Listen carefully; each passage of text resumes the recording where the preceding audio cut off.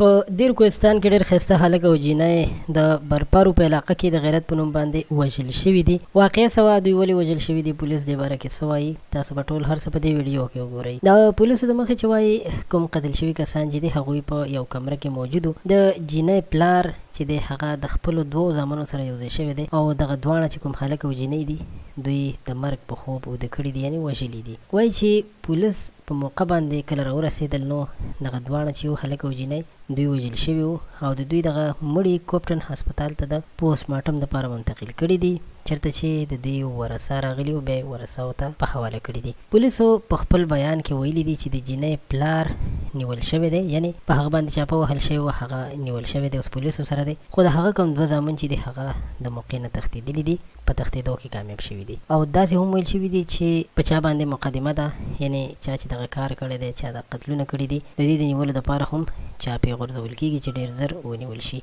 قدرمنو دوستانو، که موږ تاسو وګورو نو د دې یو لویه وجه دا ده چې زمونږ ستاسو که عموما پښتونخوا ده یا پنجاب پاکستان ده یا مختلف قسم کوم ځایونو کې چې مسلمانان اوسېږي نو هغوی د ودونو دپاره یو ډېر غټ مشکل جوړ کړی.